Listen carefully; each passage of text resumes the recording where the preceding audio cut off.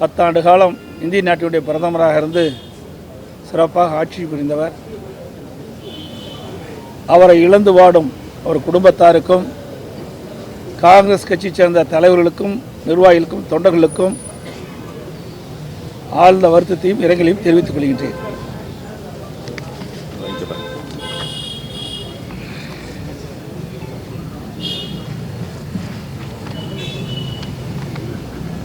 இன்றைக்கு தமிழ்நாட்டையே முழுக்கக்கூடிய அதிர்ச்சியான தகவல், அண்ணா பல்கலைக்கழகம் பொறியியல் கல்லூரி இந்திய அளவில் ஒரு சிறந்த பல்கலைக்கழகமாக விளங்கிக் கொண்டிருக்கின்றது.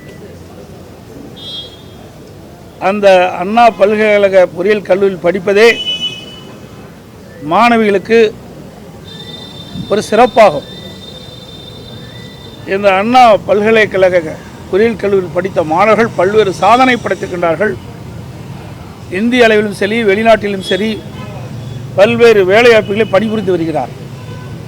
அப்படி அண்ணா பல்கலைக்கழகம் என்று சொன்னால் தமிழகம் மட்டுமல்ல, இந்தியா மட்டுமல்ல, உலக அளவிலே தெரிந்து கொள்ளக்கூடிய புகழ்மிக்க பல்கலைக்கழகமாக விளங்கிக் கொண்டிருக்கின்ற அந்த பல்கலைக்கழகத்தில்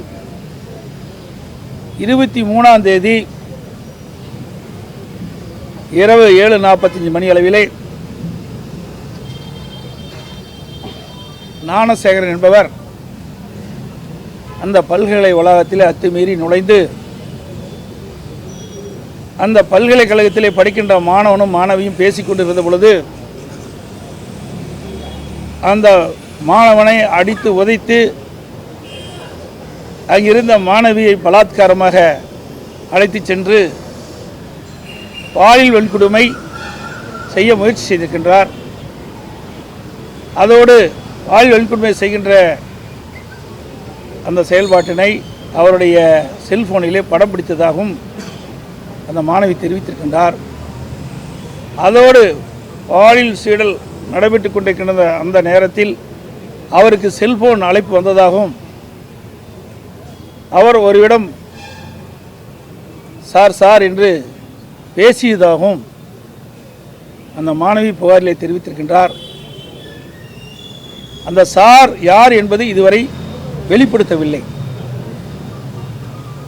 அந்த மாணவி சம்பந்தப்பட்ட காவல்துறையிலே காவல் நிலையத்திலே புகார் செய்திருக்கின்றார். அந்த புகார் எல்லாம் இது தெரிவிக்கப்பட்டிருக்கின்றது.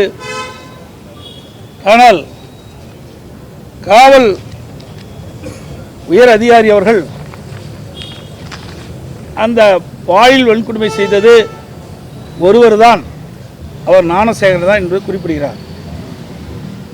ஆனால் மாணவி அவர்கள் புகார் கொடுக்கின்ற அந்த புகாரிலே அந்த ஞானசேகரன் அவர்கள் சார் என்று செல்போனிலே பேசியிருக்கிறார் என்று குறிப்பிட்டிருக்கிறார். அப்படி என்றால் அவர் யார் என்று இதுவரை உயர்காவல்துறையர்கள் தெரிவிக்கப்படவில்லை. இதை மறைக்கின்றார்கள். இது வன்மையாக கண்டிக்கத்தக்கது. அது மட்டுமல்ல, பல்லாயிரக்கணக்கான மாணவ மாணவிகள் படிக்கின்ற அண்ணா பல்கலை பொறியியல் கல்லூரியில் எப்படி இவர் அடிக்கடி அங்கே நுழைந்து வளாகத்தில் சுற்றி திரிய முடியும்?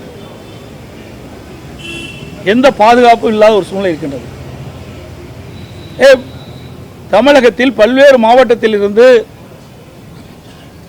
மாணவிகள் அண்ணா பல்கலைக்கழகத்திலே பொறியியல் படிப்பு படித்து வருகிறார்கள். அவர்களுக்கு என்ன பாதுகாப்பு இருக்கின்றது? இன்றைய தினம் பெற்றோர்கள் அச்சப்படுகின்றார்கள். அரசை நம்பித்தான் அந்த பெற்றோர்கள் மாணவி அண்ணா பல்கலைக்கழக பொறியியல் கல்லூரியை படிக்க வைக்கின்றார்கள்.